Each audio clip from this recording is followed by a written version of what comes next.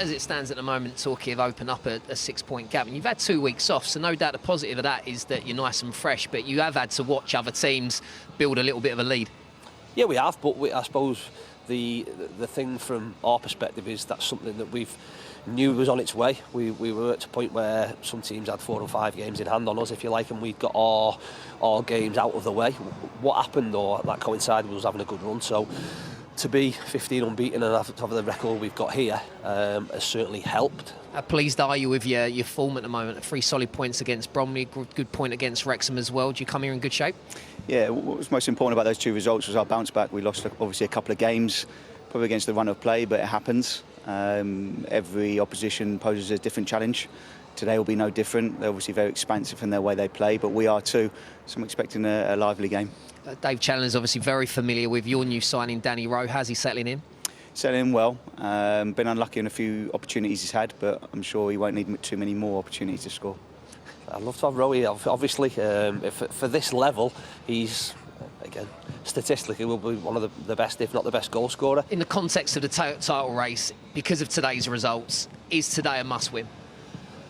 We're close to them all becoming must-wins for us. I think we're not hiding around behind where we are. We've 6 games to go. I'd suggest for us to want to finish top of the pile, we've got to at least win 5 and maybe draw one of them. So they all become must-wins. Dave Challoner and James Rowe both talking to Jeff Brazier in the last few minutes. It'll be interesting how this game goes, because Chesterfield, you've had a good watch of them. They like to press, which is quite hard at this level to achieve. It's a complicated strategy. Yeah, I mean, they get the flood men forward, both wing-backs forward, 2 centre-halves, and then the midfielder will go out. So when they lose possession, they look to press really high up and try and smother the opposition to get the ball back in high areas. Which is great if it works, yeah. But if you beat the press or you get a long ball and you can hold on to it, there's space. Well, yeah, I mean, if you watch them, you know, the wing-back one side will cross in, the wing-back the opposite side will be coming in, getting in the back post. So if you beat the press, all of a sudden you're very open in wide areas, and I would say that the back 3 are not the most mobile in the world, so that would be a concern. So the likes of Oates and Armstrong, among others, if they can find that space and utilise it, could be a good day. Yeah, definitely. I mean, if you look at the goals that Hartlepool have scored, you know, they'll go into midfield, get out wide. Yeah. The strikers will peel out wide to help out, and then they look for those slides in between and down the sides. I was going to say, yeah, we saw those Rhys Oates moves down the side of possibly not the most mobile centre half. He's going to fancy that. Yeah, exactly. A lot of pace and a lot of space, and also I think a third member and the number 10 in midfield will have a field day, because I think if the strikers peel out wide, how about the fullbacks? And there'll be a lot of space down the middle for a third man run down the centre of the pitch. Equally, Chesterfield, obviously they've got the X factor of Danny Rowe, and they've had a couple of good results, haven't they, in the last couple of weeks? So they'll be feeling quite good about themselves. Yeah, definitely. They attack well. They're patient in possession. They get balls wide, and then they look to deliver the ball in the box. And when you've got a Danny Rowe in the box, then you know there's a likelihood that if they keep putting the balls in, they'll get goals. Yeah, interesting is that you're starting, I think, to see, because it's so tight at the top and for the playoffs, you can almost see the character of the players and the teams really laid bare. Such is the stress and the promised land of promotion. There's an awful lot riding on the next 2 or 3 weeks. Yeah, I think so. I think that's where you'll see some strange results. It's pressure. Yeah, you know, exactly. and like the manager said there, really they've got to win 5 and draw 1. Yeah. That's a big pressure going into games, knowing that you've got to win. So, and the best teams are the ones that deal with that pressure the best, and then they'll get in and they'll Torquay, Sutton and Stockport have all dealt with the pressure already today. Can Hartlepool and or Chesterfield pick up important, precious points here this evening? Don't forget, whilst of course we're desperate to see the fans back, and that is not that far away, we sincerely hope. In the meantime, you can enjoy the match with your friends on the BT Sport app by choosing the Watch Together option for that, and plenty more. Download the app to your mobile or tablet. Teams out here in the sunshine, what remains of it, although it's a fresh Saturday evening in early May. And I'm sure all set and fresh as ever. Adam Virgo and Adam Summerton. Hope so. Thank you, Matt. Evening, everyone. So what will surely be a mad month of May is upon us. A chaotic and competitive 4 weeks ahead, certainly for these two men. By the end of it, the National League champions will have been crowned. This Hartlepool's first game in a fortnight. They've signed 3 players since then. None of them start, but Zane Francis Angol and Harvey Saunders are both on the bench. Goalkeeper Brad James isn't in the 16. There's one change to the 11 that started their 7-2 win at Wealdstone. Richie Bennett's been recalled by Stockport and is replaced up top by Luke Armstrong. Chesterfield have played 3 times since Pools were last in action 2 weeks ago. James Rowe has made 3 changes to the 11 that began their 2-1 win at Bromley on Tuesday night. Gavin Gunning drops out through injury. Cairo Mitchell moves to the bench along with Martin Smith. There are recalls for Joseph Yarney and Curtis Weston, while Nathan Tyson makes his first league start since the end of March. Well, Hartlepool in such good form. Adam, recruitment has been a big part of that, and Jamie Sterry, formerly of Newcastle, has been a really good signing, hasn't he? Well, he's been absolutely excellent since he's come into the football club, Adam, and I think he also offers a real width out wide, but he also runs really, really well with the ball, and he's going to stretch Chesterfield back as far as possible, and he's going to be a real outlet. Him and Ferguson are going to be 2 key players for Dave Challoner's side.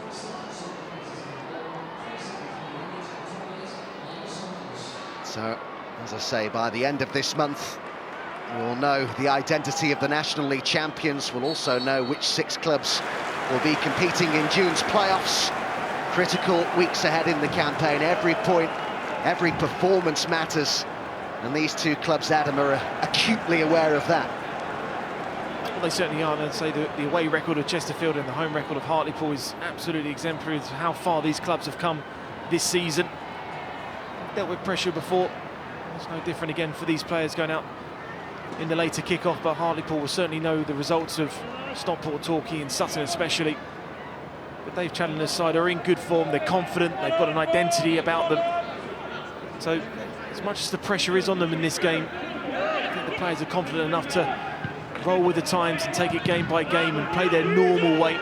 They come up against a Chesterfield side that have been a little bit inconsistent recently, but a big result against Bromley. He's the 5th manager Hartlepool have employed during their time in the National League, but can he return them now to the Football League? The manager hoping to put a 5th promotion on his CV. Seems to have lost something, doesn't he, Dave Challoner?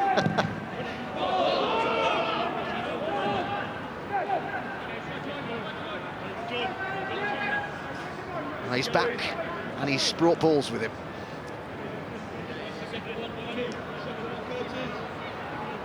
This Hartlepool side with designs on top spot and automatic promotion. Chesterfield chase a playoff spot, something that seemed so unlikely for them after an awful start to the season. Both these sides do find themselves in good positions. I guess now it's about making the most of it. It certainly has. We talk about recruitment at this level, and James Rowe is exemplary of that. 18 new players since coming in as the manager. He's really rejuvenated this squad, and near on, I'd say 95% of the players that have come into this squad have really taken them on to the next level. Thrown by Sterry. It was Fraser Kerr who put his head on that. Of course, former Hartlepool player as Sterry sends it in.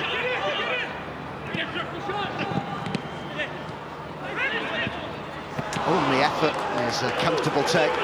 Featherstone with the shot. An early sighter for him.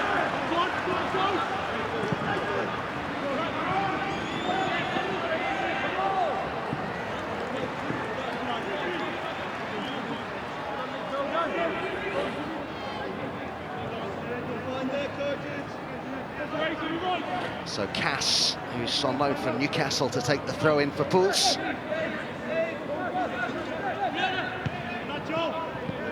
Holohan. Hartlepool's home record is a fearsome one, the best in the National League, unbeaten at the Vic since early December. And what an impact James Rowe has made at Chesterfield. When he took over in November, they had 6 points from 9 games. They were second bottom.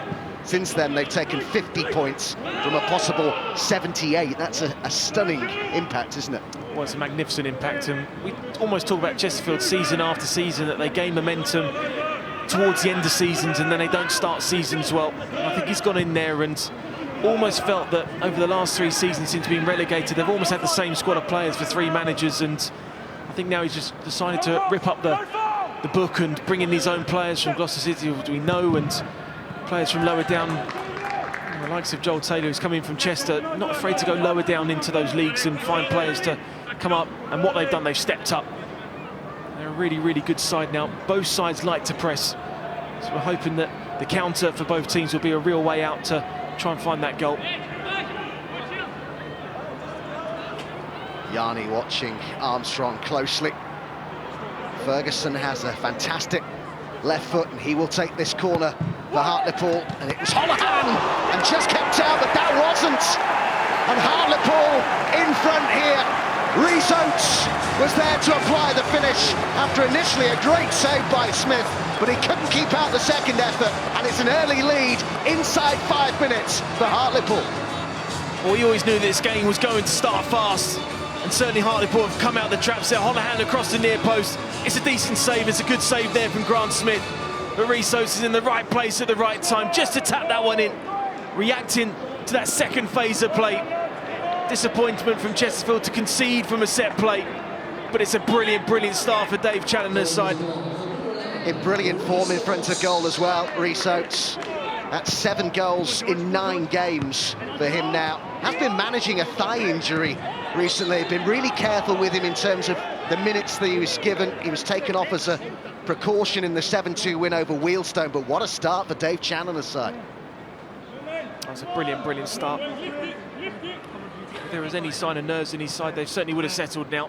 You know, the abundance of goals that his side can score, the change of formation from what he went through at the start of the season in a 4-3-3 to a 3-5-2 certainly rejuvenated them. Well, never since their relegation to the National League has belief been so great here that promotion is on the cards. Today was always about maintaining momentum for Pools. Couldn't have started much better. Chesterfield really keen to build some momentum again after that big win for them at Bromley on Tuesday night. But they find themselves behind here early on. Taylor's header.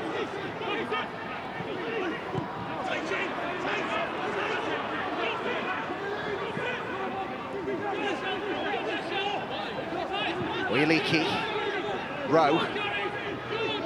Dave Challoner's message to his players about his former player: just keep him as far away from the goal as possible.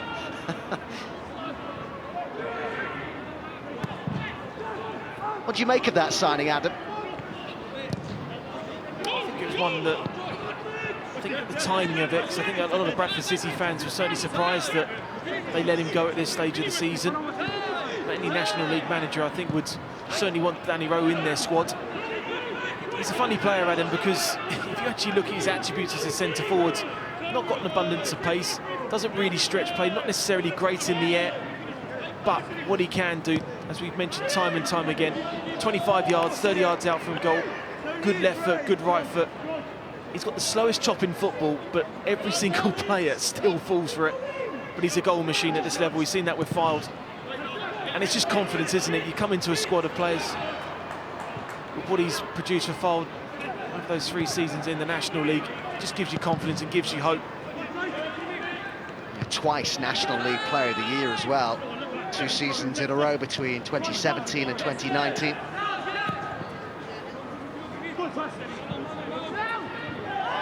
There's a high foot there from Nathan Tyson on the former Norwich player, Odusina.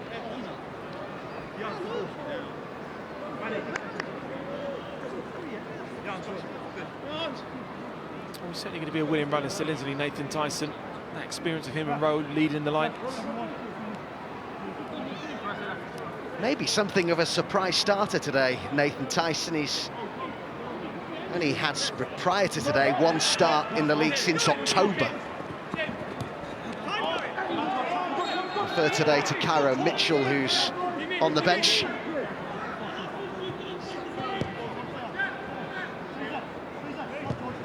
I just think sometimes away from home, Adam, against a decent side in Hartlepool, you maybe just need that little bit of experience in the final third. Certainly Mitchell will be a player to come off the bench and change the game, maybe, if Chesterfield are certainly looking for that goal. Big clearance by Little Holohan. Now Armstrong. Oates the goal scorer. Always says Dave Challoner of Rhys Oates what a great outlet he is, Adam, for the team, because if you look around their side, they don't really have pace in abundance, but he certainly does, and that's why he's so important to them, isn't it? Well, I think he's come back a better player, Adam. since he was last at the football club. They've got Molyneux in that kind of wide area or central area as well that can show brilliance at times, but sometimes inconsistencies. But in terms of this season, it's been absolutely brilliant for Dave Challoner's side. And he's a good outball, and he's a good goalkeeper as well, isn't he? Yeah, for those not aware, we saw him playing goal for 54 minutes against Boreham Wood, and he didn't concede either, which is some going, isn't it? 54 minutes for an outfield player. They've got plenty of threats in their side as well, Boreham Wood. It's handy to know, isn't it, that you've got an outfield player who's decent in goal. You ever stick the gloves on in training? Did a couple of times. And I was out of the team trying to find another position.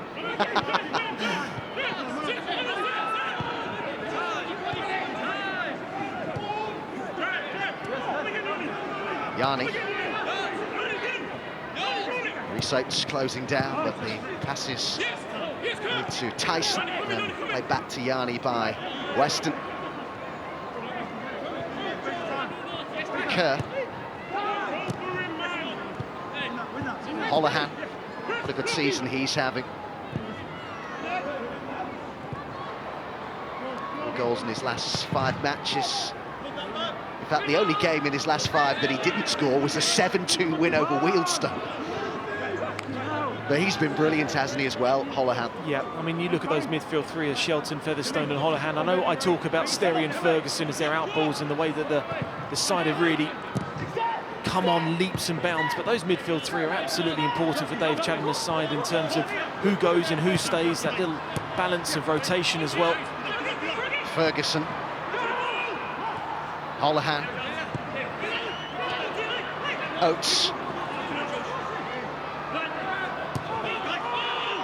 Of course, there was a bit of pressure coming into this for Hartlepool, having been playing in the evening kick-off, in light of the fact that we've already seen Sutton win today, Torquay have won, and Stockport have come out on top as well. I guess it did add that further little bit of pressure. No, he was keen to play that down, understandably, Dave, before the game, but when you are playing last, it is inevitably going to ask more questions of you, isn't it, if you've seen all the other teams you're competing with already win today? Yeah, it certainly can do, but then you almost go back to what you believe in and what's got you the results in recent times against your Wealdstones and against your Notts Counties as well.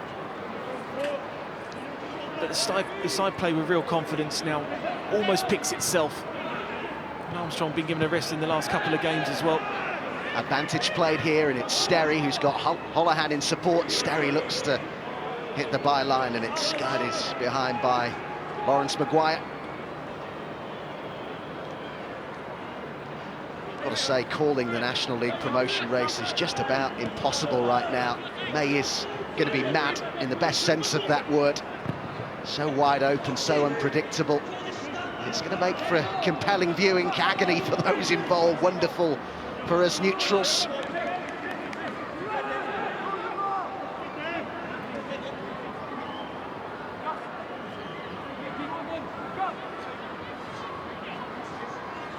Chance to threaten from a corner then for the Spyrites as Armstrong is brought back to defend this. Maguire, the captain, is one of those forwards. Goalkeeper Ravas just a little off his line.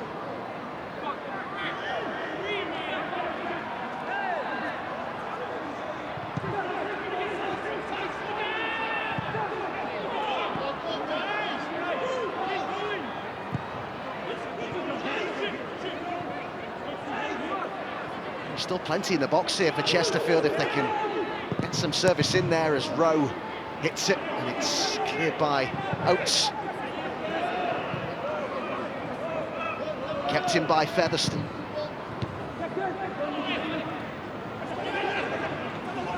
Put it through towards Tyson.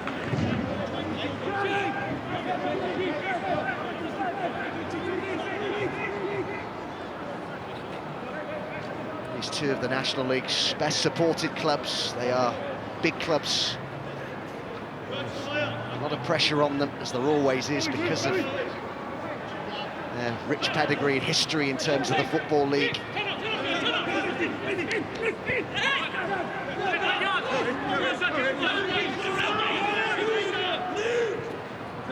Yanni.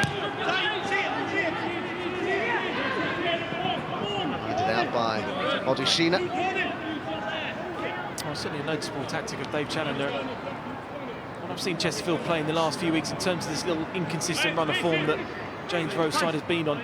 They do well to the final third, but they really struggle in that final period when teams drop deep, and Dave Challoner's happy for Chesterfield to have the ball in their own half because they drop deep and they're just struggling to find the space in behind. It's been a good tactic from him so far. They're just trying to force the ball. They hadn't had a game for a fortnight at Hartlepool, but Dave Challoner says he still had a hectic week, largely because of their desire to bring in some new signings. 3 in total were made.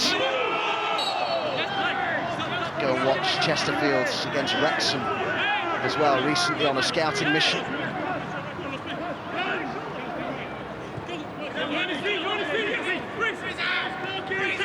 Kerr.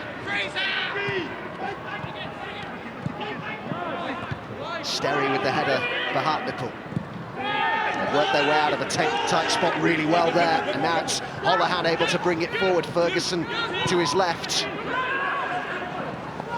Shelton's done well here, and the chance to hit it, and a good save, and it almost dropped for Armstrong. Ferguson with the cross, and again Armstrong couldn't apply a significant touch, and Kerr got it clear. Great play down that right-hand side. I just thought Ferguson maybe would have taken the shot on.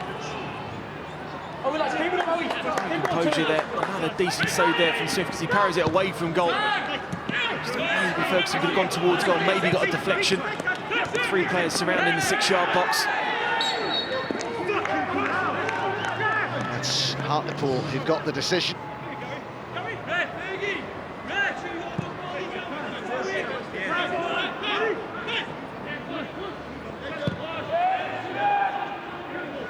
Our apologies for any swearing you might have picked up.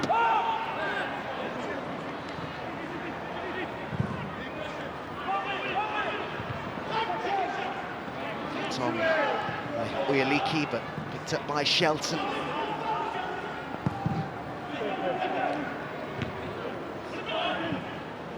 Sterry's header.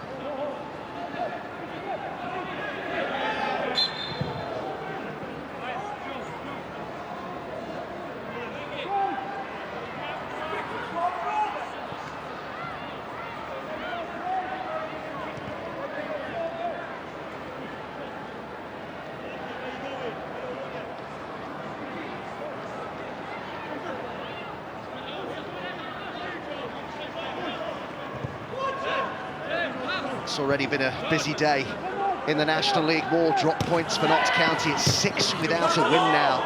But Ruben Rodriguez got their goal at Altrincham, but only enough for a point.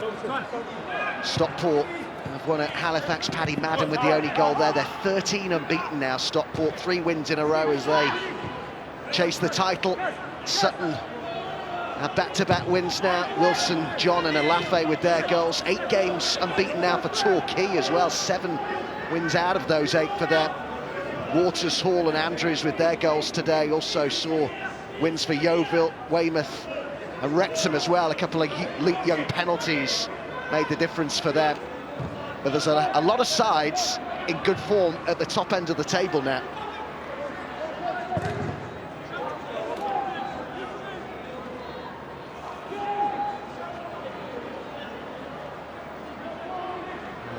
Goal scored by Rhys Oates inside the first 5 minutes here means that, as it stands, Hartlepool 3rd in the table, ahead of Stockport. It's so exciting, isn't it, this title race, this promotion race, if you include the playoffs as well. Yeah, absolutely brilliant. It's one of those ones where you just think one side's going to falter and then one takes control, and then all of a sudden it just swings and changes so quickly.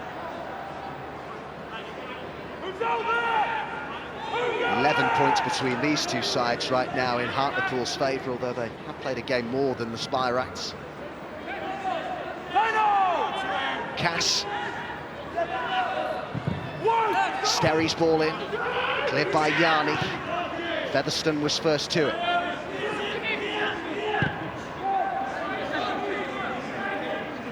Sterry, 15 years at Newcastle. His cross comfortably taken by Grant Smith. They just can't seem to get control of the game yet, Chesterfield. Hartlepool are all over them at the moment, pressing in their own half. That's where Dave Chandler's side really do well, trying to win back the ball. Rowe chasing this along with Little. Just managed to keep that in. Well there, Gary Little. Raves, of course, is, one would imagine, going to make that spot his own between now and the end of the season, with the first choice goalkeeper Killip out for the season now with an elbow injury. They have brought in some backup this week. James coming in on loan from Middlesbrough. Rowe. Came off Odusina.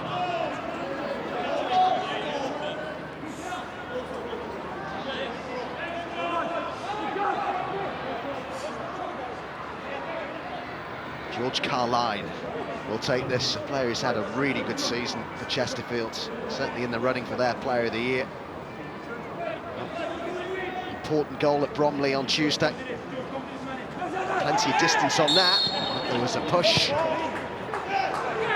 Fraser Kerr with the shove there on Ferguson. We sort of look at the midfield three of Hartlepool against the midfield three of Chesterfield, and they're just dominating them, pressing in those areas, winning those second balls, keeping the ball retention, and then passing their way out of trouble. Controlled the game well in the first 20 minutes, Dave Challoner's side. Got that early goal from the set play, which James Rowe will be disappointed with.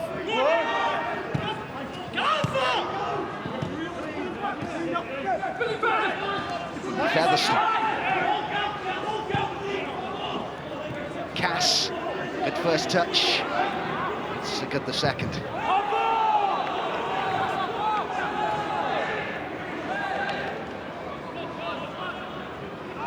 Throw-in's gone Hartlepool's way. Lewis Cass will take it. Signed a new contract with his parent club Newcastle back in January. Cass, who gets it back again here. Shelton. Behind off Oyeliki for a corner kick to Pulse. He's become some good positions. Mark Shelton just making those late midfield runs hard to always mark as an opposing player. It's very, very threatening inside the 18-yard box.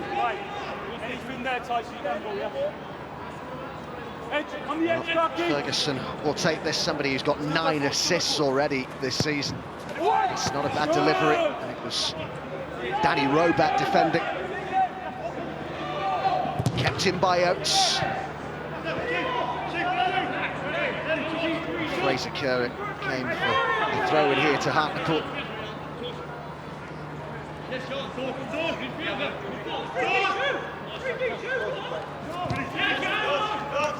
Ferguson.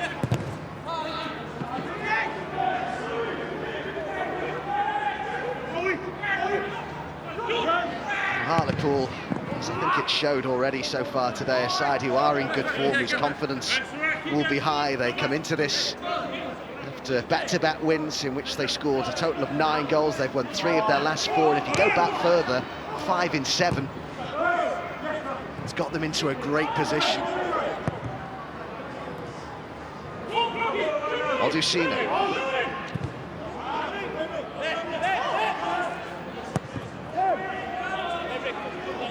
Cass.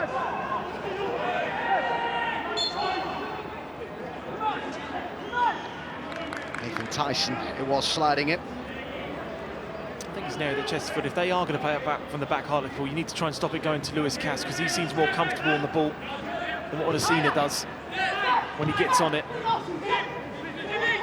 He drives the ball so well, Lewis Cass, when he drives forward, and I think that's why him and Sterry have a really good relationship on that right-hand side.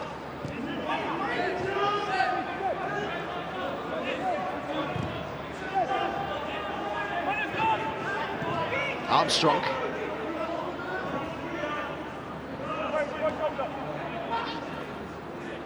Featherstone.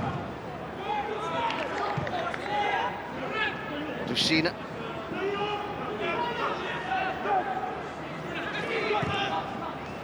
Holohan.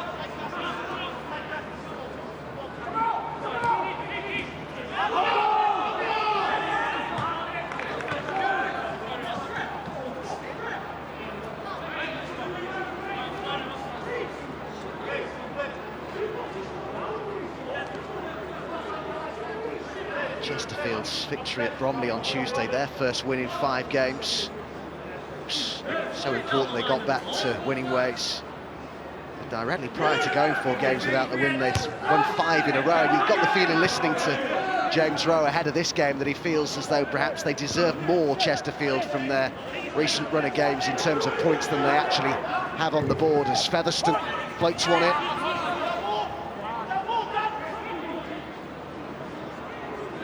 What it would mean to Nicky Featherstone to be part of a Hartlepool side that earned promotion in his 7th season with the club, currently the club's longest-serving player. He was part of the squad that was relegated from the Football League in 2017, now aiming to return them back to that particular promised land, and he's so important, the captain, in that midfield. You certainly look at that spine of the team, don't you? Liddell, when he's fit, been absolutely outstanding. Featherstone in that midfield area. Armstrong leading the line as well. Liddell, somebody with previous promotion-winning experience with Hartlepool in his first spell with the club.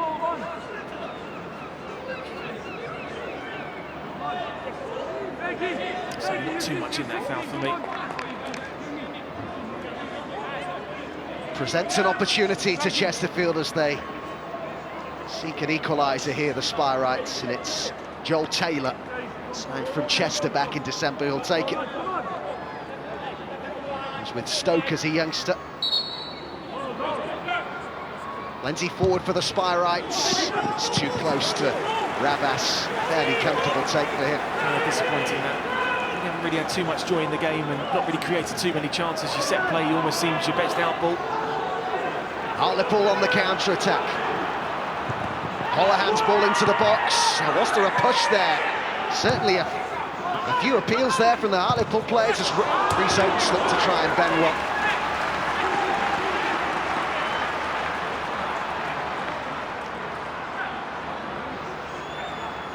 Just one of those shots you just try and quickly get out your feet and try and bend it into that right-hand side of the goal, but it's a decent counter-attack.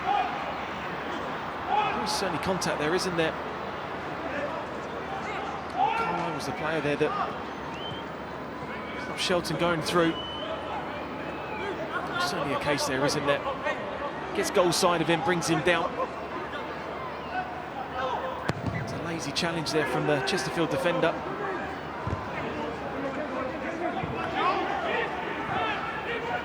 Clark.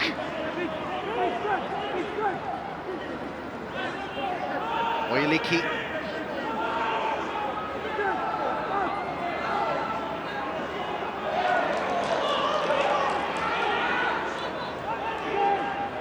It's an interesting issue, Adam, for Hartlepool right now. The number of players they have on loan, which currently stands at 8. But the problem is they're only allowed to name 5 of them in the matchday squad, so 2 players have to miss out each game.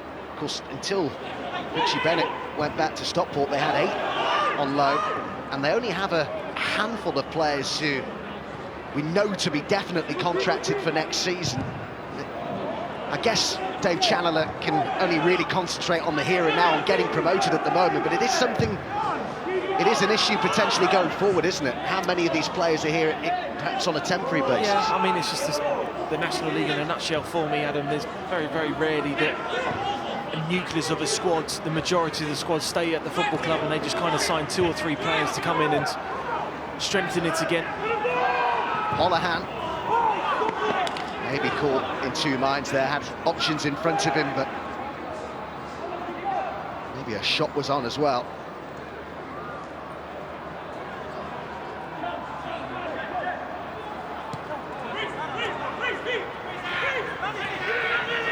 There are only 4 players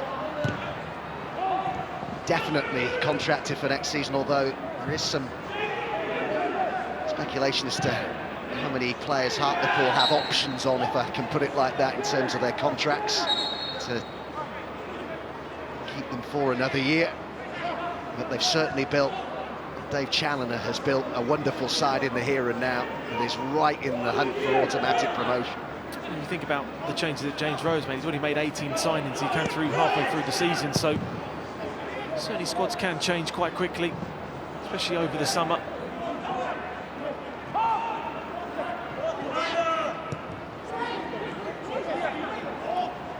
So much potential at both of these clubs. This was a League One fixture as recently as 2012. Chesterfield reached the League One playoffs in 2015. Both are hopeful of promotion in 2021, but there is still lots of work to be done.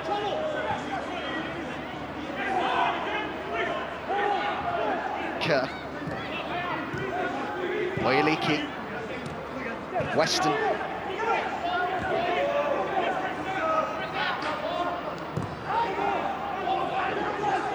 Maguire.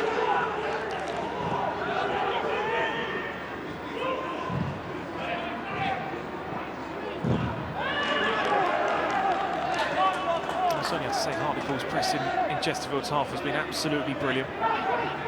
Trying to stop the ball going to Oyeliki. They seem to be going in unison and win it every single time. They can't seem to get out of their half. They want to play out from the back, but they can't. Pressing so well.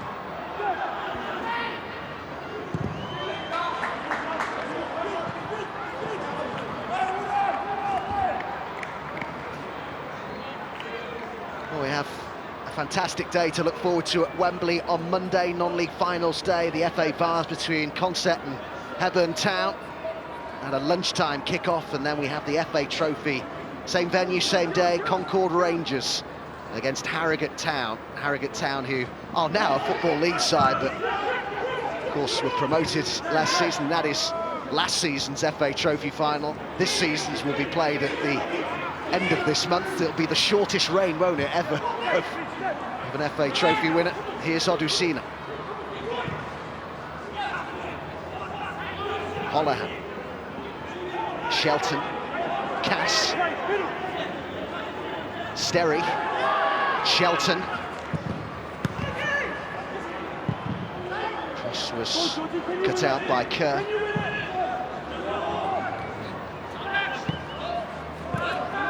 Kept in by Featherstone.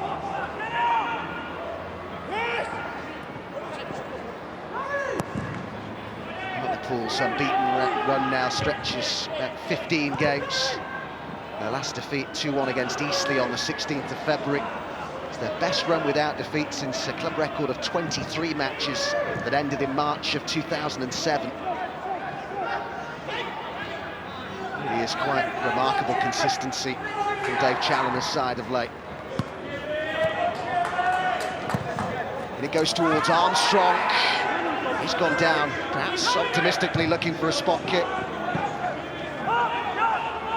That will happen, Adam, because of Jamie Sterry going to close down in that right-hand side.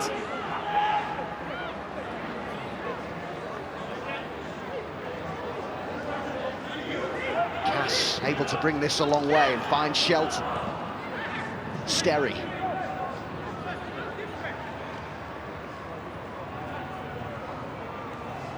Good play there.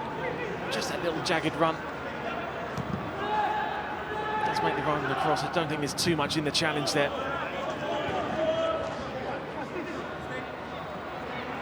The player who put in the cross there, one of the centre halves, Little.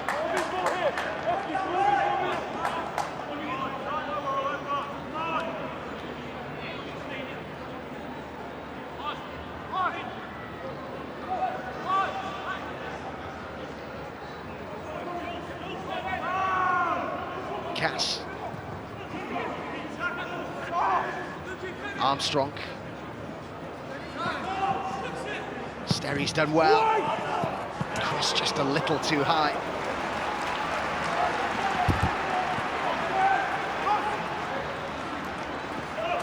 Well, certainly getting decent areas down that right-hand side, Jamie Sterry. He's one that stretches play as a wing-back, where you look on the other side of David Ferguson, it almost tends to get the ball out of his feet quickly and look for quicker crosses into the box.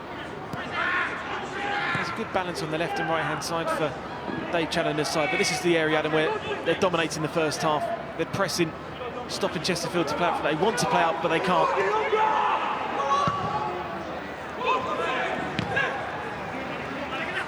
Ferguson stretching for it. Now on Carline.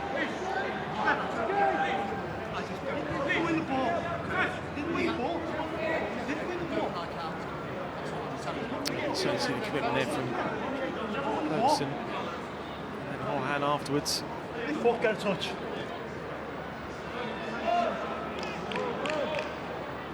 Again, apologies for any foul language you might have heard.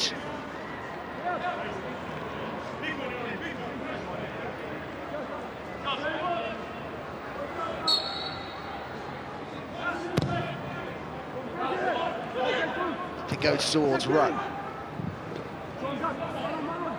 Holohan.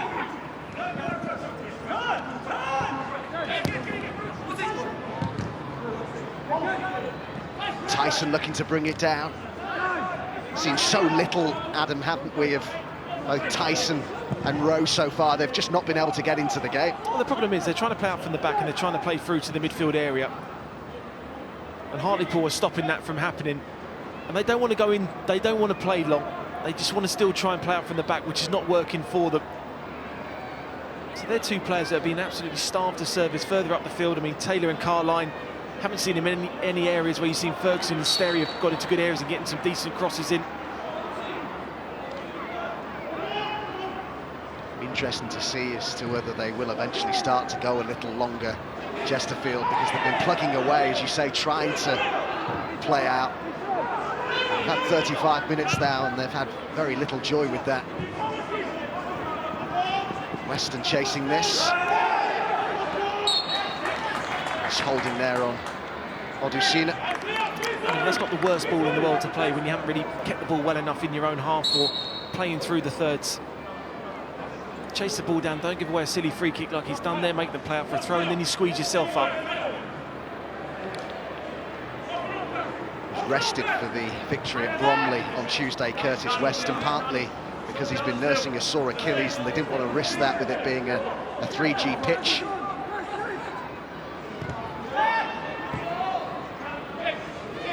Odusina.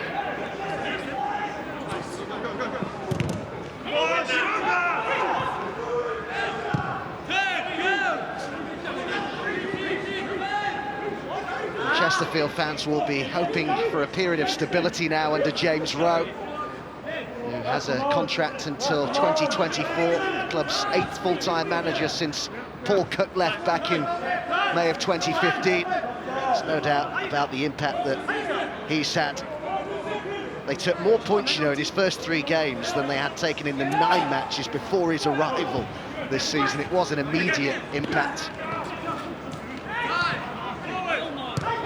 It certainly was when I look back at the start of the season. Just the amount of late goals that they conceded cost them so many points. Tyson. Rowe. Oiliki. Maguire's got a long way forwards.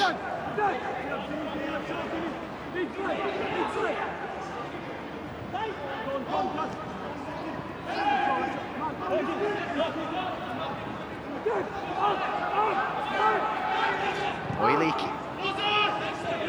Kerr. Plenty on the edge of the box here, Chesterfield. How much, Adam, does it change the approach with someone like Danny Rowe? Because he isn't your typical centre-forward, is he? In that, as we saw at Fylde, he's the type of player who likes to wander, likes to be almost given a free role, if you like. He'll drop into the midfield at times. I mean, there are even times when he's playing for Fylde when he seems to drop even deeper than that. So how does that affect it for the players around him who are used to a style of play? Well, exactly, I think it's a good point that you make there, that he doesn't play as like a natural centre-forward where... Well, Sterry here with a great first touch. Armstrong's there! Well, he didn't apply any touch, but crucially, Yarni did. An own goal. And Hartlepool doubled their lead here. Brilliant play. Down that right-hand side where they've looked a threat throughout. And Yarni inadvertently turns it into his own net. Well, it's certainly a goal that Hartlepool deserved. Just had to be patient for this. Maybe Carline was playing Sterry on. Brilliant run there. And it's a horrible, horrible ball. for Yarni to defend against. You've got Armstrong behind you, you're facing towards your own goal. Just puts it into that area, just try and get something on it as a defender, knowing that the centre forward is behind you.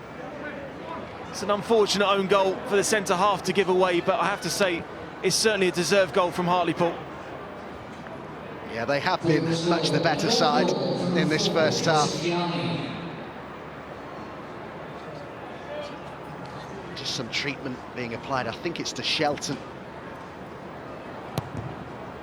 But you were talking, Adam, just before the goal about Rowe and the way that maybe it has to have changed the way that Chesterfield play, surely. And I mean, have we seen a bit of that in this first half? Well, we certainly have done. I mean, Asante's a player that has been lost through injury. Denton's been a player lost through injury, but they kind of play those central roles, don't they? And they play around them. He's a player that does need service, and you almost have to build your side around him slightly.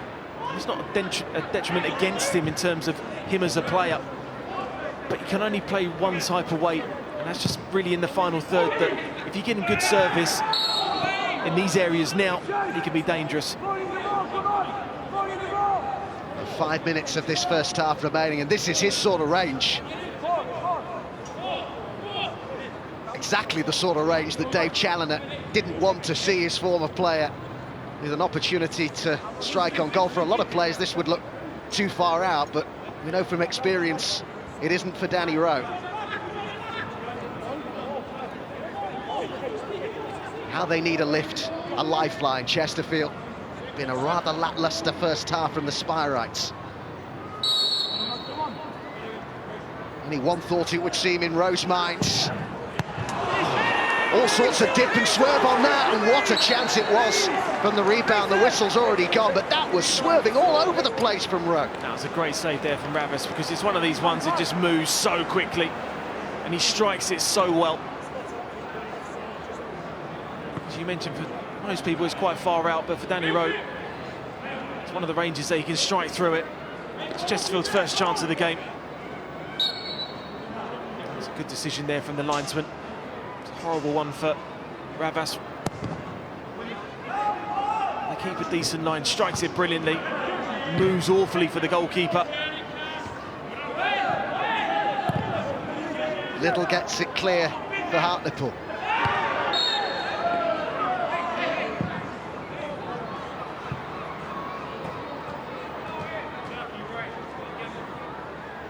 Oates getting back to his feet.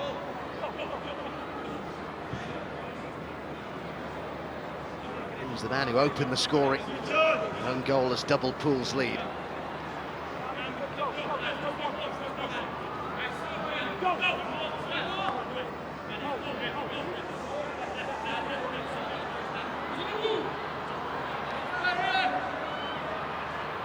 So a few minutes of this first half remaining as Nicky Featherstone prepares to take the free kick.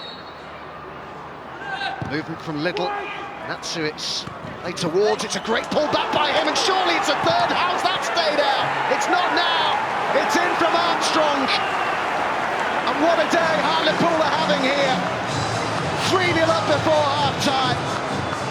Armstrong, their top scorer, adds another one, and no wonder he's smiling. Well, it's a great run there from Little to the far post, puts it back into a brilliant area. How Houlihan missed that, I do not know. But this is what Armstrong's all about, right place at the right time to make up for the mistake. Disappointing though from Chesterfield to concede now 2 from set plays. But it's been a magnificent first half for Dave Challoner's side. Well, he was given a rest, Luke Armstrong, by Dave Challoner. In the game against Wealdstone, he was an unused sub.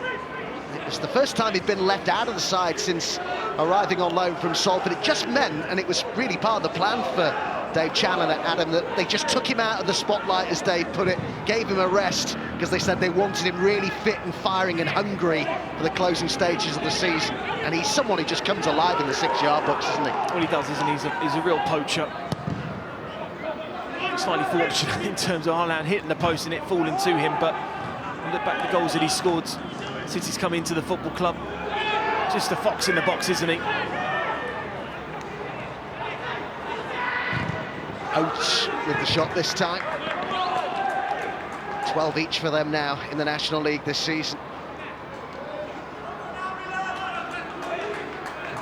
People will certainly talk about Dave Channon's side. Can they cope with the pressure? They've been absolutely brilliant in this first half. Everyone to a man. They've dominated possession. They've pressed well in the final third, taking their opportunities and chances out wide well. Limited Chesterfield to one shot really from Danny Rowe from a free kick.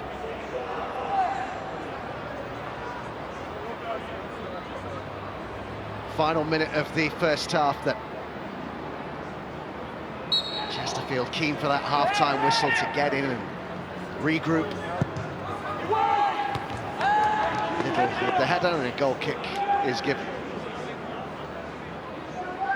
Our next live National League action comes from Meadow Lane. Ian Birchnell under real pressure, isn't it? The new manager, 6 games without a win now. They've gone nuts. They play the league leader Sutton on Tuesday night. Our coverage begins at 4:30 for that one. Our next live Premier League action comes tonight from Goodison Park. Everton against Aston Villa is on BT Sport 1. How would you sum up the first half, Adam? It's been pretty one-sided, hasn't it, really? It has been. I mean, he was talking to Jeff before the game about a benchmark of where he's side at the moment. They're miles off in the first half. Tactically, they've tried to play out from the back, and the press of Hartlepool's been excellent. They've been better on the ball. They've worked harder, in my opinion. They've been clinical. It's been an excellent first half performance from Dave Challoner's side, and to think they went into this game with the results of Stockport and Torquay and Sutton. They've reacted really, really well.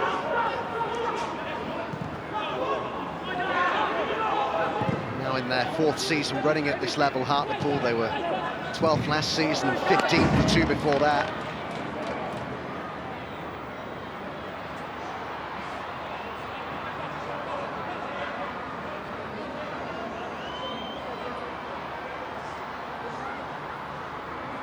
Couple of minutes, a minimum of to be added on at the end of this first half. We've had one of them as Cass takes the throw in.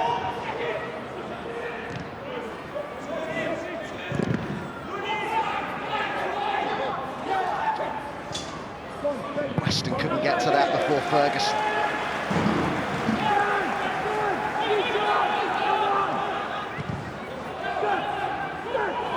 It's kicked in by Taylor. Oiliki. Yanni.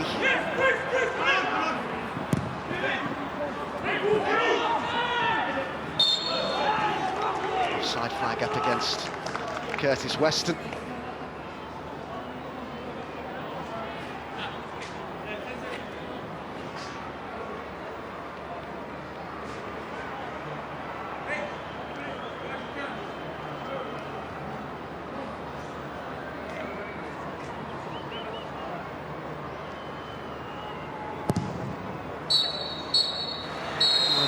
One-sided of the first half, as you're likely to see this season. Hartlepool dominant. Rhys Oates with the opening goal of the game, his 7th in 9 games. Then an own goal from Yanni, who'd been recalled to the Chesterfield side today.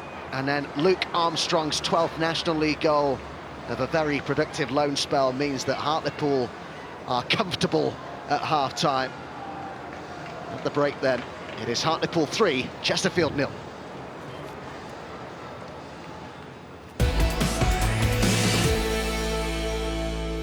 Thank you, Matt. Yeah, how James Rowe's side need a good start to this second half.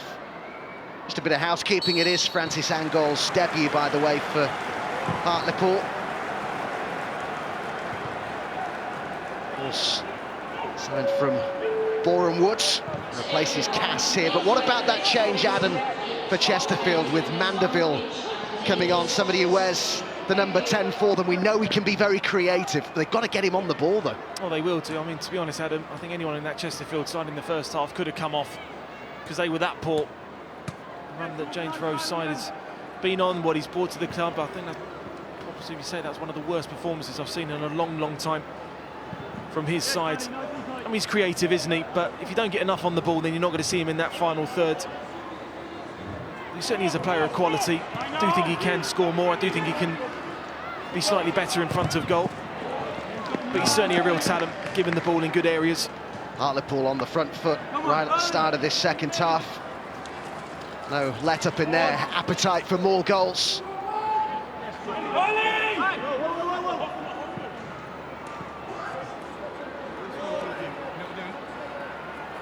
They've been incredible at home this season.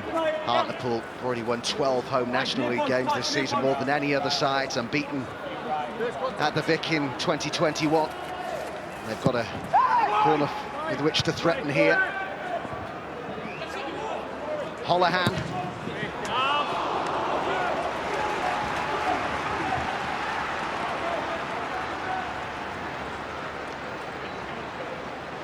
I say how good Hartlepool have been at home, and they have, but Chesterfield's away form of late is excellent. They're 6 National League games unbeaten on their travels.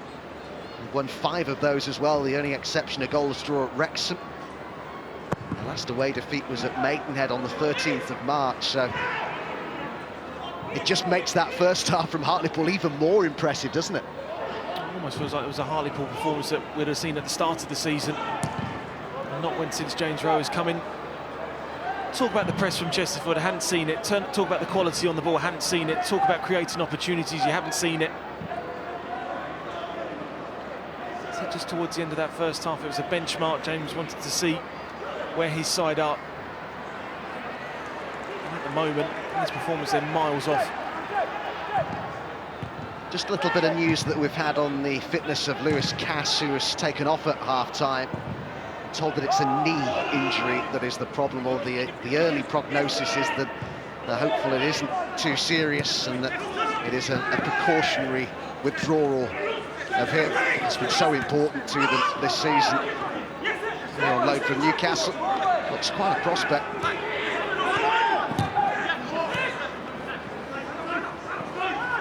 Featherstone. Little.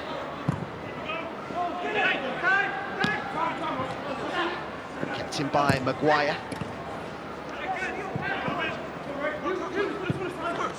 Tyson.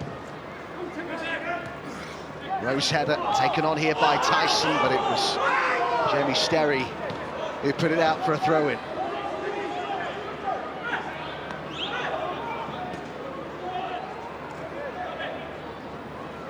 Jamie Sterry's dad Lee was a promising talent too as a youngster. His career affected by injury, now runs coaching schools across the Tyneside region. Carline it is then to take this for Chesterfield. He got great distance on that. Leaky first to it. Already we can see a bit more intensity from Chesterfield at the start of this second half, and now they've needed that.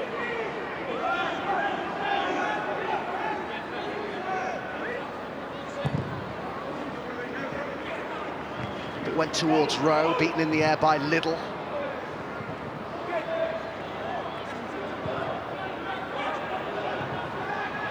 Holohan. Will get the free kick.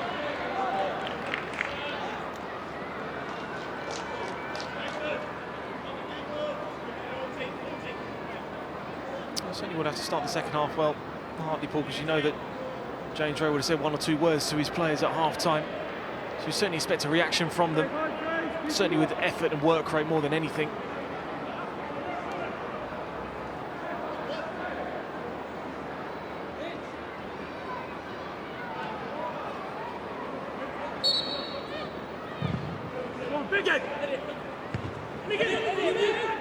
Curry won that in the air, but then it dropped for Armstrong. It was a heavy touch from him. An unhappy return to Victoria Park today so far for Fraser Kerr, of course a former Hartlepool player.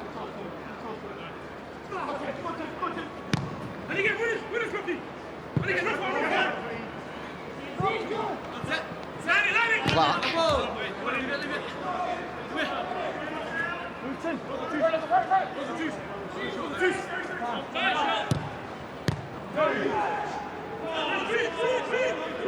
Kerr.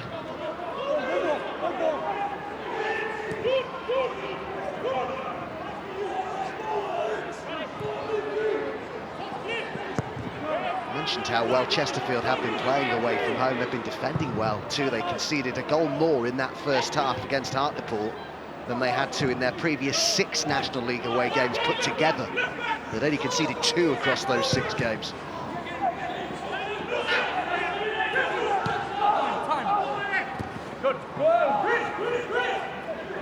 Kerr.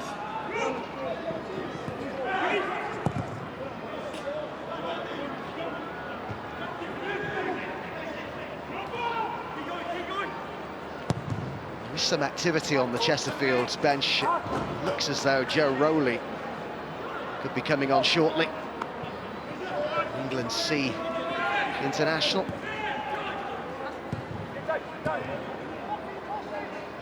Maybe hasn't been sufficiently enough impressed at the start of this second half. James Rowe, but they could threaten here, and it's just too high that for Tyson. But there's no doubt Chesterfield have been better. They're just still not really troubling Hartlepool too much at the back. I said just in this second half, Adam, that the one thing I didn't see from his side was any work rate whatsoever.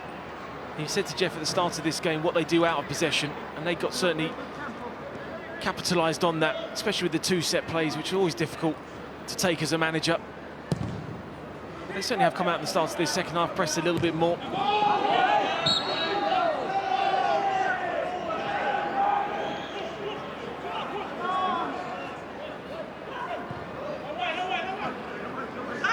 Kerr.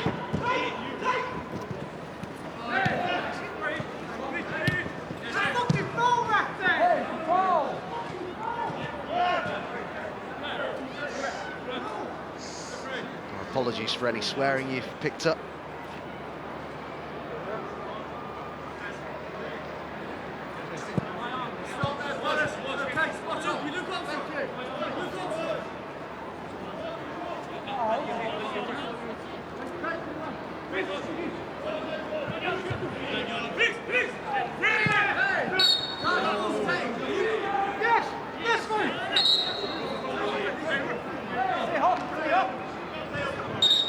So that changed then, 8 minutes into the second half. Interesting to see who's taken off here for the introduction of Rowley. It's Tyson. He only made his 2nd league start since October today. It's his game over so early on into this second half, but it's a midfielder who's been brought on. He came through the youth system at Chesterfield, Rowley. What do you make of that change, Adam? I think it's just played Danny Rose slightly more central. Vanderbilt on one hand side, Rowley on the left hand side of him as well. Just an extra ball player to try and get a little bit more control of the game. Just to try and get that next goal to put any form of pressure back onto Hartlepool. Shelton. Sterry.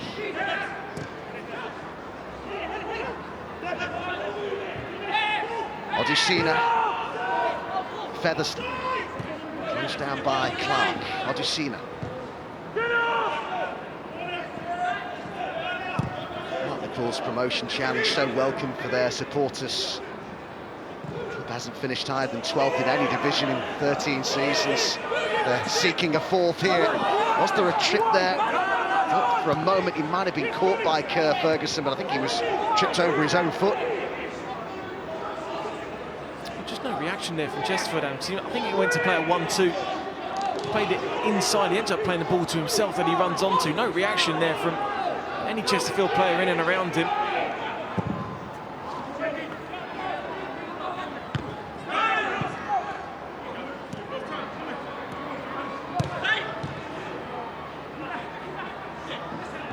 There was a fair degree of pressure on Hartlepool coming into this, in light of the fact that the other 3 sides they're competing with for the title had all won this afternoon.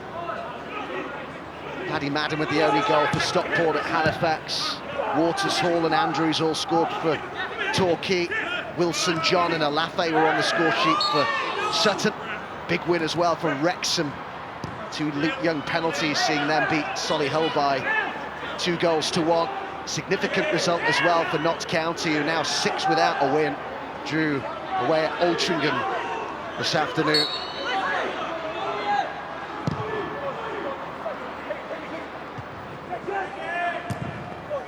Weston with the ball to the edge of the box. Sterry with the header. Told Nathan Tyson did just go straight down the tunnel. Oyaliki. Danny Rowe to get it. Shooting opportunity. Out came Ravas.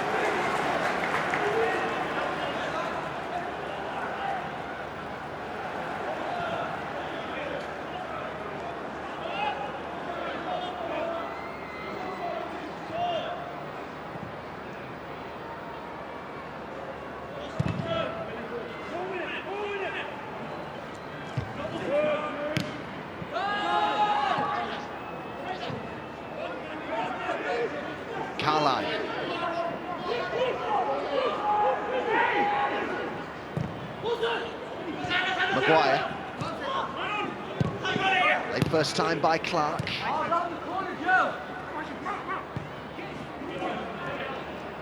How much do you think freshness has played a part here today, Adam, with Hartlepool having not played for a fortnight and Chesterfield have played 3 games in that time? Sometimes that can work for you, can't it, that freshness? Sometimes it can work against you when the other side's in more of a rhythm.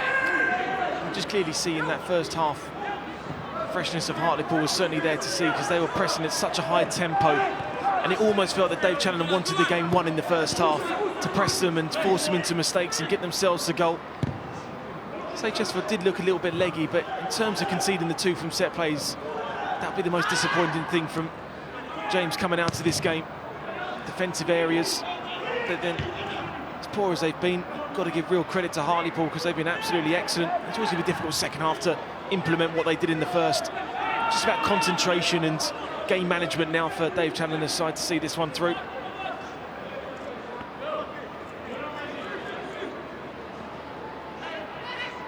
Comparisons with last season would suggest both these sides have improved greatly in equal measure. Both are 16 points up on the same stage of the previous campaign. Hartlepool ended up 12th last season, Chesterfield 20th. Both right now in the hunt for promotion.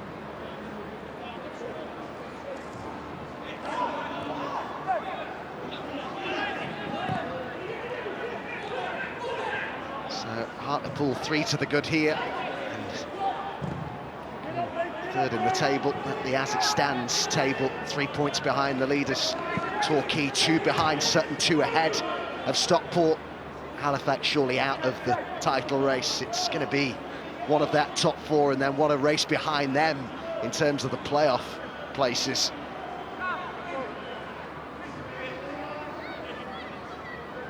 Both managers suggested ahead of this there will be twists and turns in what will be a mad month of May.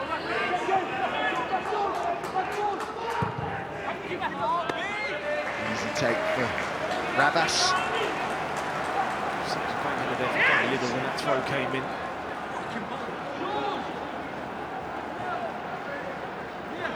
Almost an hour gone.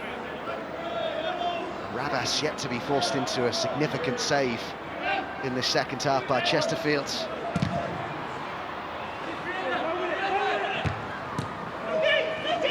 Armstrong. Good strength there from the centre forward. It was blocked by Yarni. Rowley. Mandeville. Carline.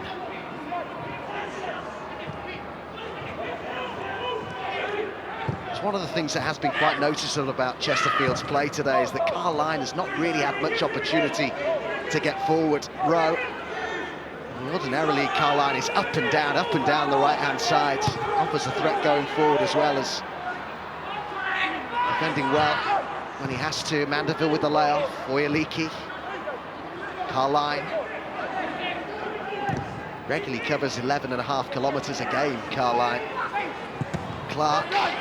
It's a good block, and it will be a corner kick. That's better, though, from Chesterfield. It's the first time it's taken 60 minutes, Adam, for Chesterfield to have any real possession in Hartlepool's final third, where they've gone down one side and then they've gone down the other side. Seen Carline get further up the field. Just haven't done that anywhere near enough in this game so far. But again, another big block there from the experienced Liddell at the back.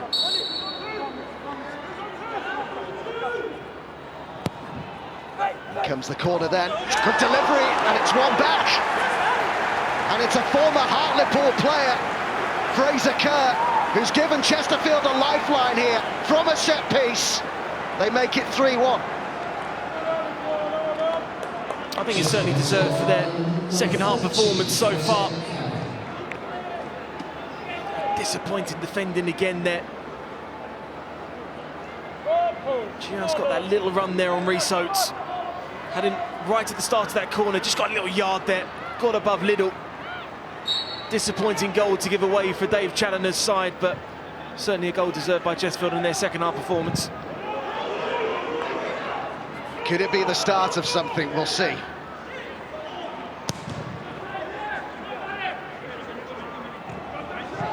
Armstrong. Sterry.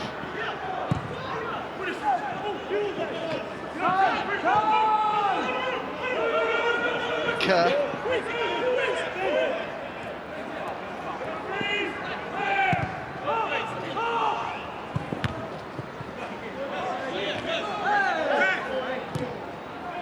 Clark was the player who went down, but nothing doing from Daniel Middleton.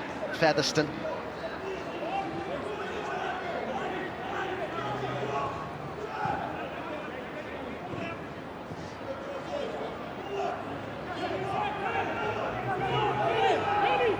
To give Chesterfield perhaps some belief, certainly will give them confidence. Here's their skipper Lawrence Maguire. He's been with them since he was 15. All on the same wavelength there as Rowe, as Clark slides in.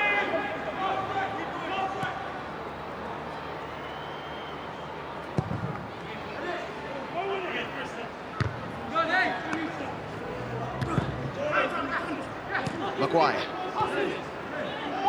Oyeliki knows James Rowe from their time together at Aldershot, where James was Gary Waddock's assistant. It's just been kept in, fired in towards Rowe, headed clear by Liddell.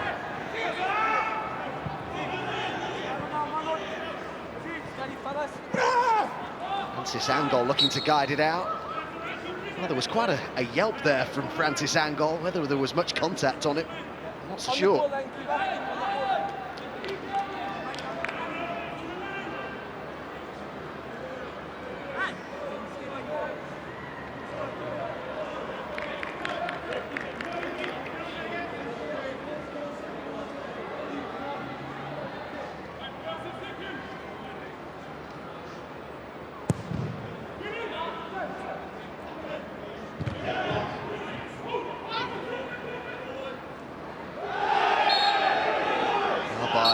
Francis Angol.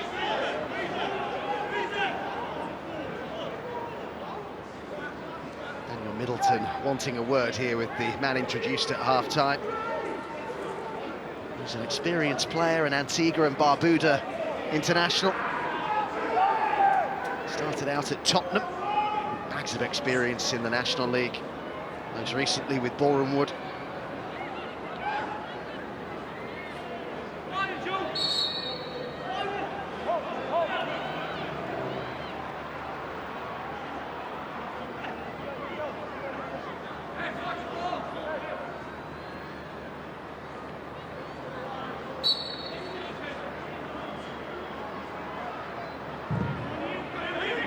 Set piece for Hartlepool to defend, and that was another chance, wasn't it?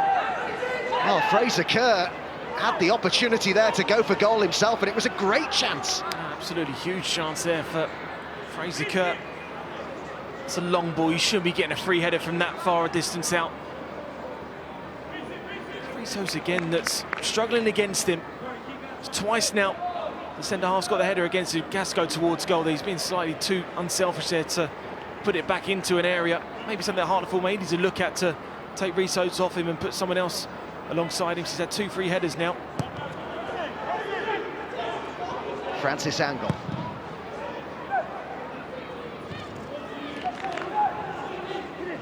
Armstrong and Kerr chasing. Typical poacher's goal from him already today. Kerr on the score sheet as well. Dave Challoner was saying about this partnership that Armstrong has with Rhys Oates, that if one doesn't score, you'd be pretty sure that the other will. They do work well together. Good understanding between Armstrong and Oates. It could well propel, or be a big part of what could propel Hartlepool to the EFL next season.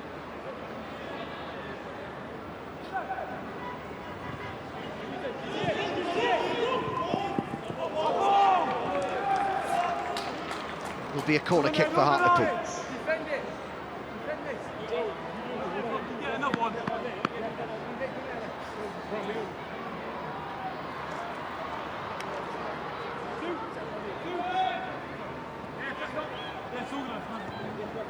Little has come forward.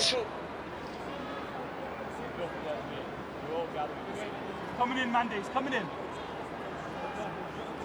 Really congested in that 6-yard box. And Smith just off his line slightly. Not to try and comfort out, which was a wise decision from the Chesterfield goalkeeper. Been a good signing, hasn't it, Grant Smith? 16 league games before today, 10 clean sheets, only 9 goals conceded before today. You raved about him that season, that he reached the playoff final with Bournemouth, didn't you? Just one of those ones that had to go back further down the leagues to Bognor and then try and work his way up again. And okay, he did make a mistake midweek against Bromley, but made a magnificent save towards the end. I think he's a very, very good goalkeeper at this level. Very, very good shot stopper. Dominates his box well. It's been an excellent signing. He's with Reading and Fulham and Brighton as a youngster.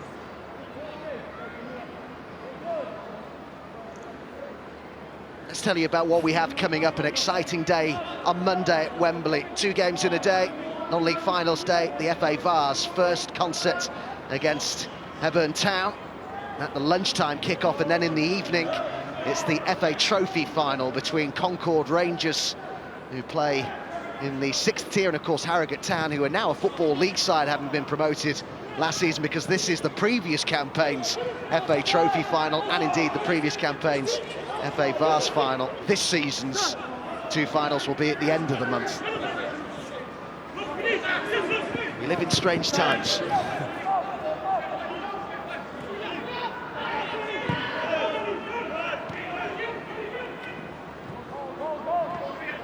Oiliki. Nice layoff to Mandeville. That's great feet from him as well. Lovely bit of skill there from Mandeville. Some of the substitutes that James Rowe has made in this second half have made a difference. Been positive, they've asked more questions of Hartlepool, but they needed that in the first half, Adam.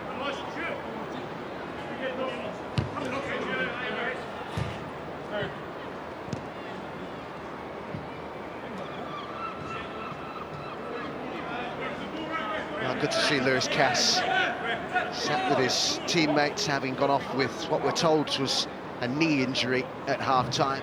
The fact that he sat out there with his teammates certainly doesn't look in any distress at all. That has to be a good sign.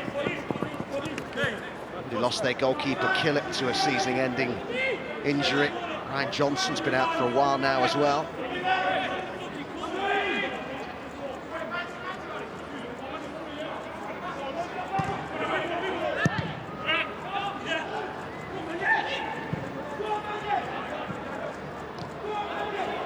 Mandeville chasing. He's certainly worked really hard since coming on.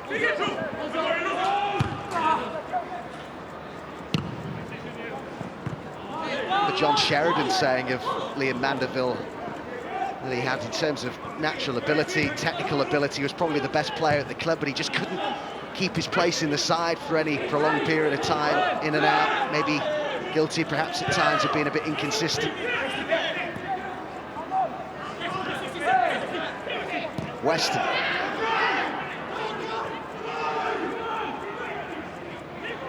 Mandeville. Isn't a great ball for Carline. Oates with a chance to use his pace here, and he's got Armstrong and marked on the edge of the box. Well, maybe held on to it too long there. The pass was on for Armstrong, who's completely unmarked.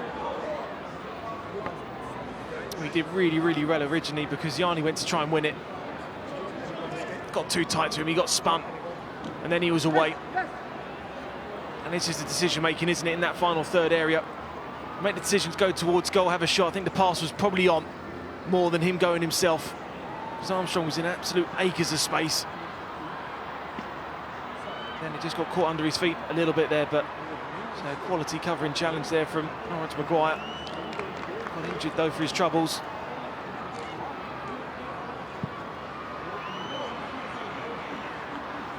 Well, it shouldn't affect his confidence too much, that player in a great run of form, 7 goals in 9 games. It's Maguire, seems to have a knee issue here. Well, 4 goals already, with around 20 minutes to go with the added time we'll get. There was the first poacher's finish from Rhys Oates, his 12th of the season in the National League, then the own goal from Yanni.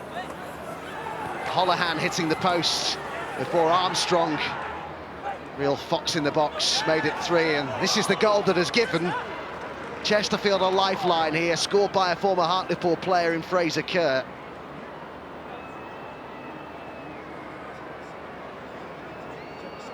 Good to see Lawrence Maguire back to his feet.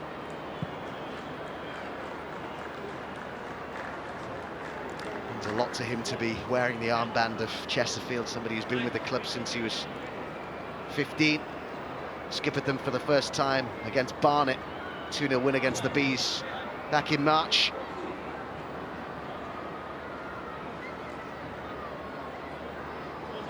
Glad to see his captain back to his feet.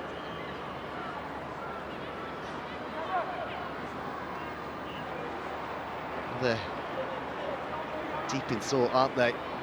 The Chesterfield coaching staff looking for ways that they can influence this, Adam. Certainly the way that they've come out in the second half, they will have a small element of belief that they can get this next goal with a bit of urgency and a bit of quality. Then you may see the nerves of Hartlepool settling in, but it's important now this next 10 minutes for Dave Challoner's side to ride the storm a little bit. We have periods in the season, we have periods in games where it's what you do without the ball. Stay calm, stay composed. Hartlepool are unbeaten in their last 5 meetings with Chesterfield. Spyrite's last win over Pools was in Victoria Park in League 2 in April 2014. Clark, good run here by Maguire. Took a deflection, but takes it out for a corner. Still struggling a bit, isn't he, Maguire? It's one of those sore ones where he starts to get caught in the ground and just stretch the knee there slightly.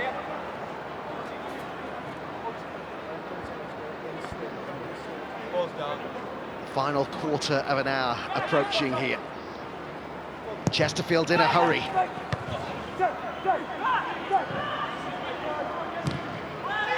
Back in there by Weston, who overhit.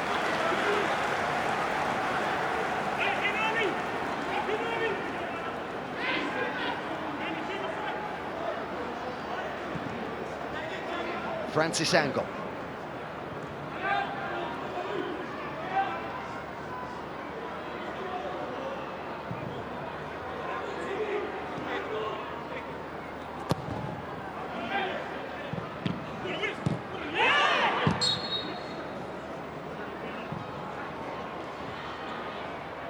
Mielicki with the foul.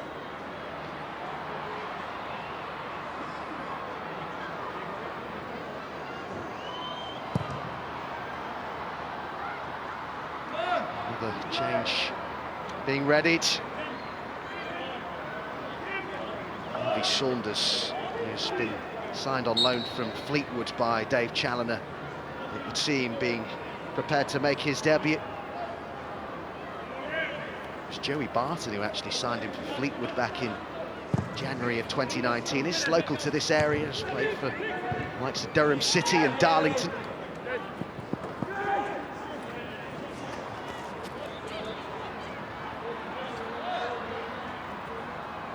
He's the man essentially who's going to replace Richie Bennett, who's been recalled by his parent club Stockport after a very short but sweet time in the northeast.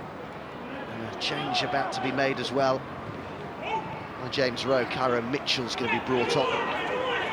Rowley. Oiliki. Rowe.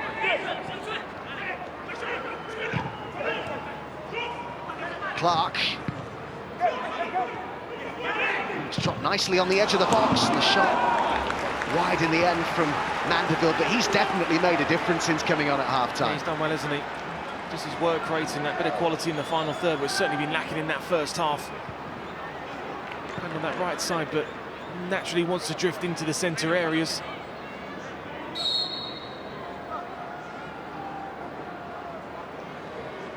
Substitute for Hartlepool and the goal from 29, Luke Armstrong. So Luke Armstrong will get a rest for the final stages of the game. Having got himself on the score sheet again here, and it's Harvey Saunders who makes his debut as somebody blessed with a lot of pace. Joined on loan from Fleetwood last month. Dave Challoner said he's somebody that they've tracked for quite a while. Fleetwood had said that they wanted to wait until they let him go on loan before their league situation was more certain. 3 goals in 21 league appearances for Fleetwood this season. But he could be a shrewd addition, we'll see. If he's as good an addition as Richie Bennett proved to be, then he'll do all right.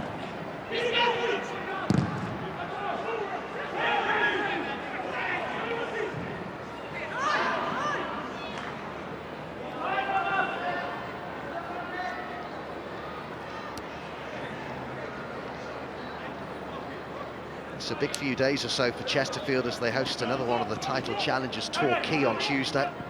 Hartlepool go to Bromley the same night, which is another really important game for both clubs.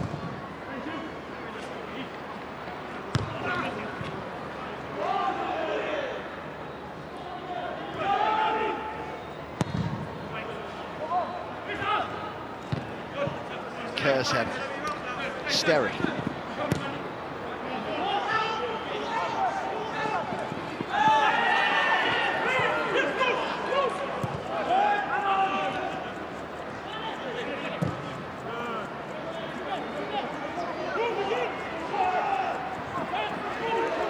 Get the feeling that Chesterfield, if they are to give Hartlepool a scare in the closing stages here, they just need to up the tempo, move through the gears a bit more, as they look to do here with Rowley. Maguire. Oyeliki. Plenty of movement in and around the box as they're forced back a little bit here, the Spyrites.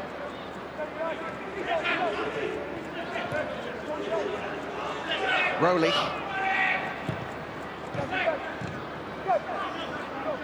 Clark.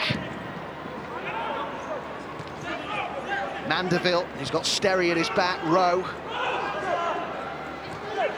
Here's Rowe again.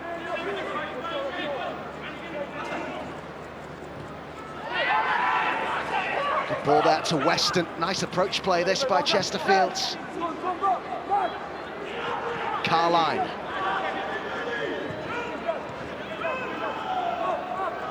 Mandeville's ball didn't have enough on it.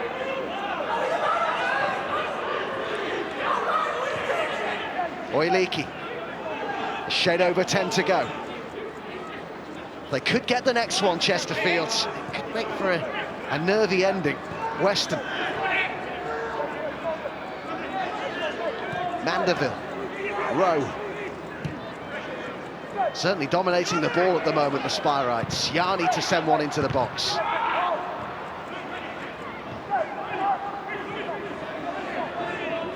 Certainly need to make this dominant pressure count in terms of possession. On the ball, the right decision making.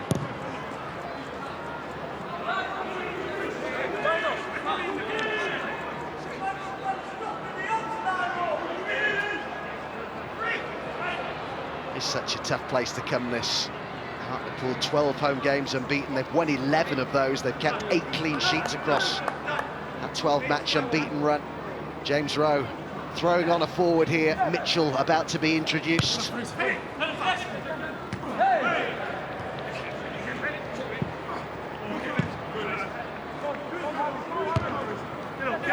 Kerr's header forward.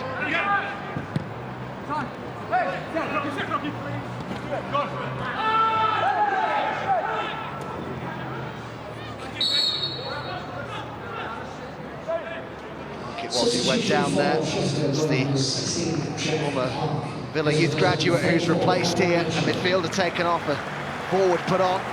Mitchell, Grenada international. Had started all 5 games since his arrival, but only on the bench today. He's actually still Kings Lynn's top scorer this season, got 7 for them in all competitions before his move to Derbyshire. Came through the youth system at Leicester.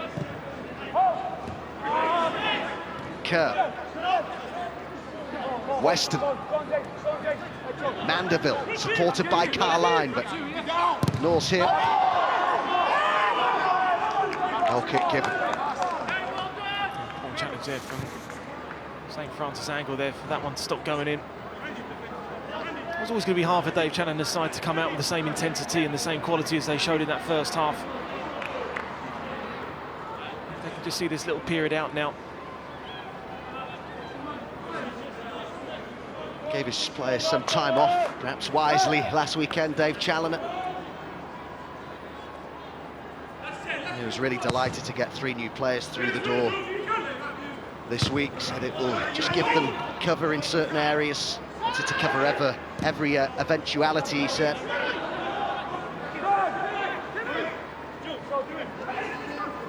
Maguire with the throw. Oyeliki. Mandeville.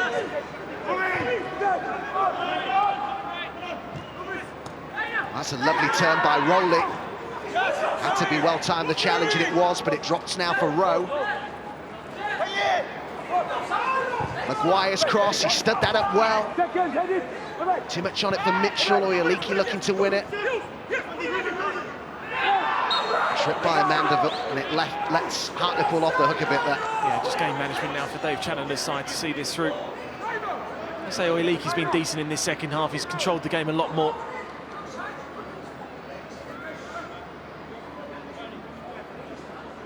Our next live National League game comes from Meadow Lane. 6 without a win, the Magpies. They host the league, well, I was going to say the league leaders. They're not actually, are they? Sutton, they're second right now. Torquay top of the pile.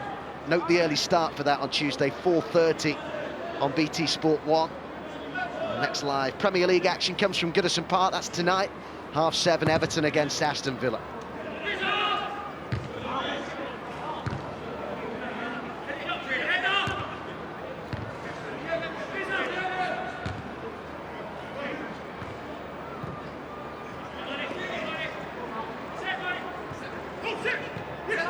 Rowley.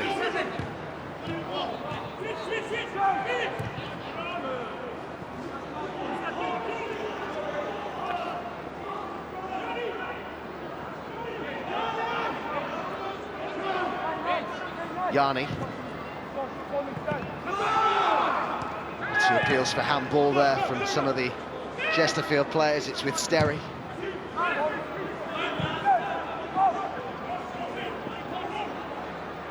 Kerr. Time of the essence for the Spyrites as they look to go long up towards Rowe.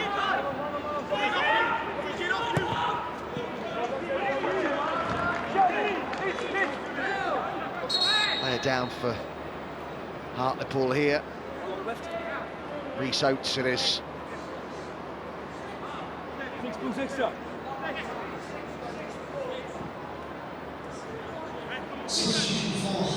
Ryan Donaldson will be the replacement here for Oates. Donaldson, the club captain.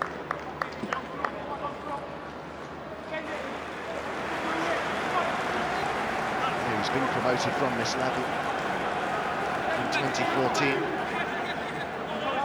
His first duty will be to aid the defensive effort here as Chesterfield seek to reduce the deficit to 1.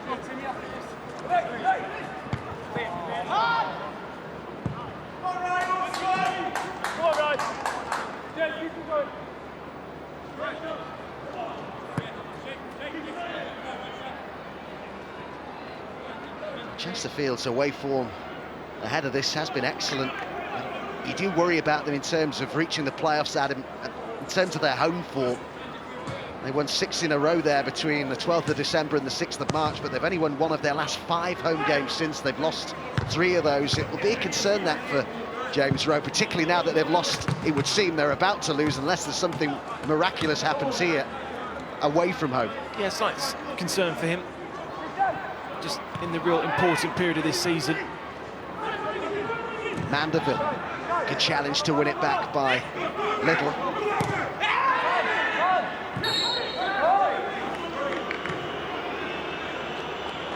Not been able to get Rowe much in the game, have they?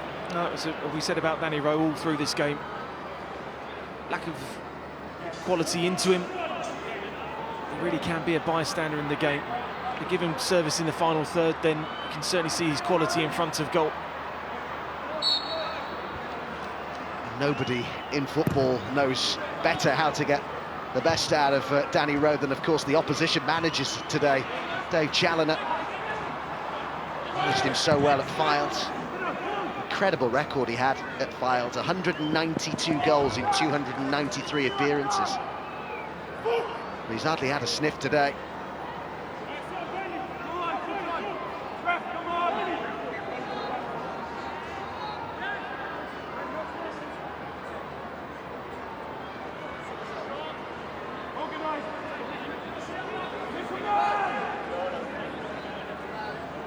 Another one here for Hartlepool would certainly end any resistance that's left here from Chesterfield.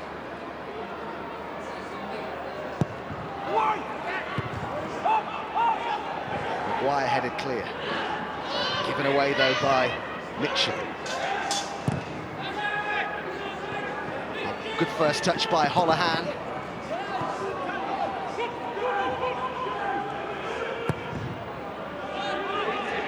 Forward it went from Yarni, and Odusina was there for Hartlepool.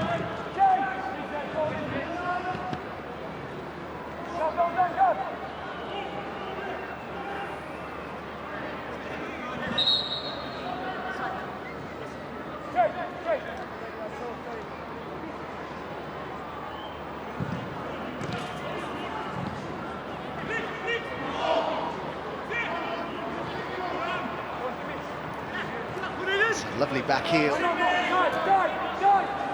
Featherstone.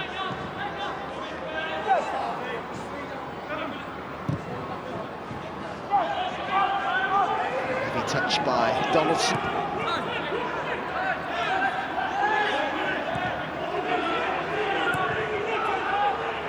Last minute of normal time then. Has to go forward quickly from Smith and does. Mitchell won it in the air, but really been able to have too much of an impact since coming on. Mitchell.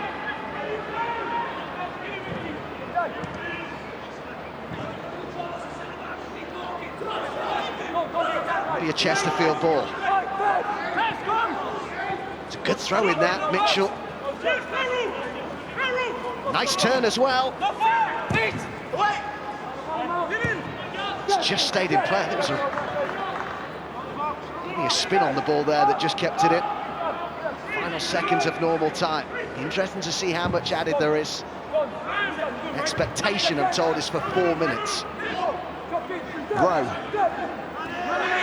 Oyeliki. Just confirmation of that. A minimum of 4 minutes to be added on there.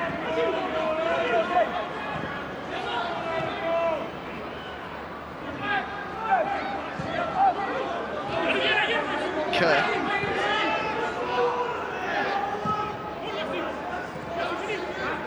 Weston.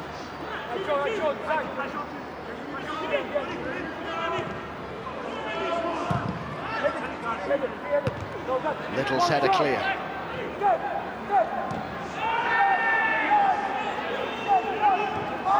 Well, let's get Adams man of the match, shall we? I think it's been an all-round performance from Hartlepool, but I looked at the midfield three in particular, and it's been a work rate performance from him, in my opinion, from Mark Shelton. Mandeville, that's a good ball. And a chance, perhaps. No, it didn't quite run for them there. Cairo Mitchell couldn't get to it. He's been decent today, Adam. I think his work rate in the first half, I thought, was absolutely excellent. I thought they pressed in the midfield. That's where the game was won for me, in that midfield area. Second half, he's had to be patient when to get forward.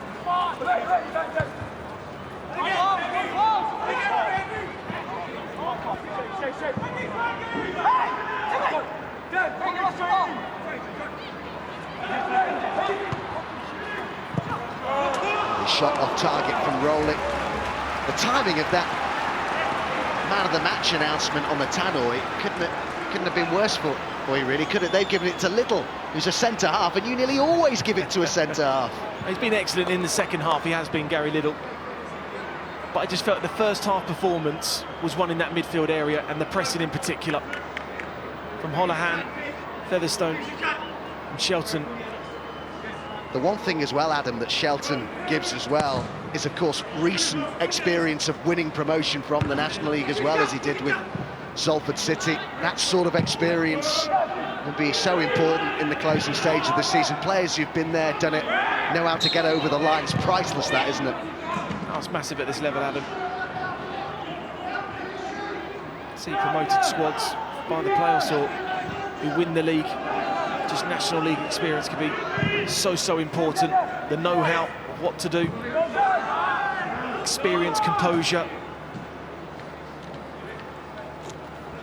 I remember seeing Shelton celebrating with David Beckham at Wembley after that promotion final victory for Salford. In fact, they beat Dave Challoner's Fylde in the final, you'll recall, in 2019. Will it be a happier end to the season this time for Challoner with his new club Hartlepool?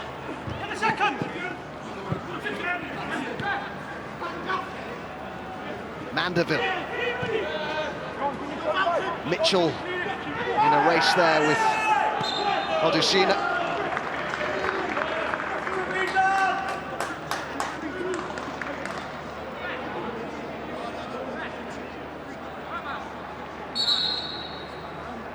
You do get the feeling, Adam, we've watched Hartlepool a few times now in the recent months. Every time I've watched them, there's two things that I come away with. One, that they're a group of players who are very comfortable in this formation. They're clearly well coached. They all understand their roles, and it's impossible not to notice the team spirit they have here as well. It's something quite special, isn't it? Yeah, no, it's absolutely massive. I think the change of formation, I mentioned Ferguson and Sterry in particular, I've brought a different dynamic to Dave Challoner's side. I know he went with a 4-3-3 at the start of the season. The timing of Armstrong's signing, coming in, finding the back of the net when he first arrived. There's a real balance to this squad. And it's yet another victory for Dave Challoner. They are right in this title race, Hartlepool. 3 wins in a row, 16 games unbeaten, 13 without defeat at home. The numbers are stacking up. Rhys Oates among the goal scorers again today. He opened the scoring. An own goal from Yarni made it 2-0. It was 3-0 before half-time, with Armstrong getting on the score sheet. Maybe didn't overextend themselves in the second half. Dave Challoner's side, a former Hartlepool player, Fraser Kerr, got one back for Chesterfield, who were better in the second half. But all the damage had been done in that first 45, Adam. They certainly were. They came out the blocks and completely blew away Chesterfield. People question, could they handle the pressure? Yes, they can. They really are playing well, Dave Challoner's side, and certainly believe up against anybody they can pick up 3 points. It was a professional first half performance. It was an excellent second half performance in a different way, because they had to see out a lot of pressure from Chesterfield, but certainly a deserved 3 points from them. Full time then, Hartlepool 3, Chesterfield 1.